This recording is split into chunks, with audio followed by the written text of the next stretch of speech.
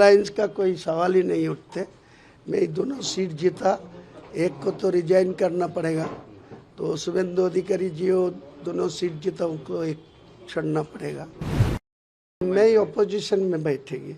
Alliance का क्या जरूरत है, इनको तो ज़्यादा से ज़्यादा गरिष्ठता मिल गया, उनको तो 207 मिल गया, फलता लेके 208 पहुँच जाएगा। अलायंस में जाएंगे या नहीं, कोई अलायंस का कोई सवाल ही नहीं उठते। मैं दोनों सीट जीता, एक को तो रिजाइन करना पड़ेगा, तो शुभेंदु अधिकारी जी दोनों सीट जीता, उनको एक छोड़ना पड़ेगा। तो जितना जल्दी दोनों सीट में बाई इलेक्शन होना चाहिए।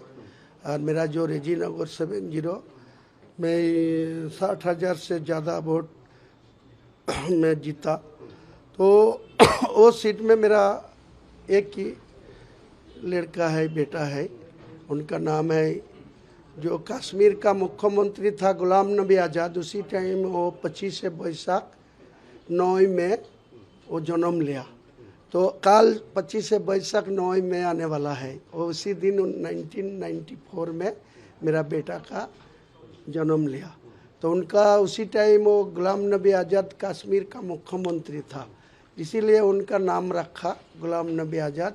आज जो तो रविंद्रनाथ ठाकुर का जन्मदिन में 25 वैशाख भी हुआ, तो भी डाक नाम रोबिन है, वो को रेजीनगर में उम्मीदवार डिक्लेयर कर दिया गतकाल।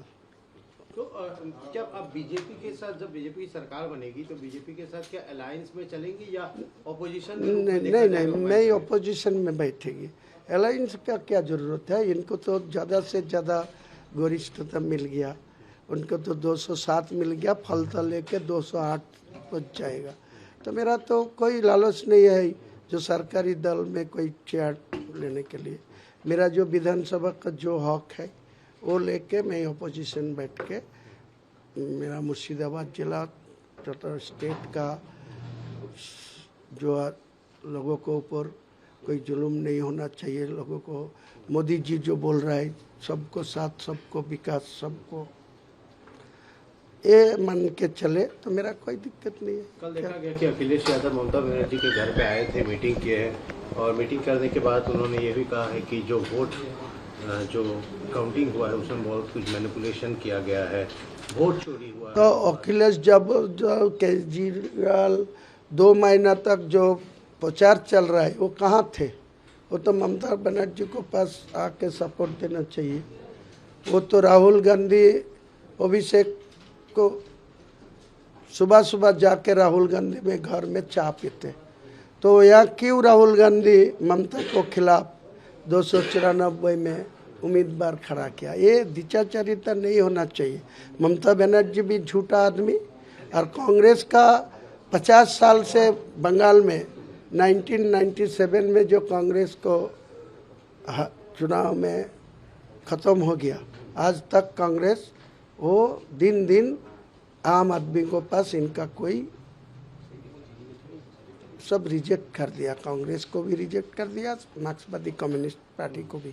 मैं आपको सुझाव देने के लिए बोल रहा है, जो मोहम्मद सलीम साहब को मैं 3 बार बैठा, बोला जो आप कांग्रेस, आईएसएफ, मैं चारों तरफ मिलके मैं बंगाल में एक माहौल बनाना चाहते हैं, जो टीएमसी ख़त्म होगा, मेरा निर्णायक शक्ति में आएगा।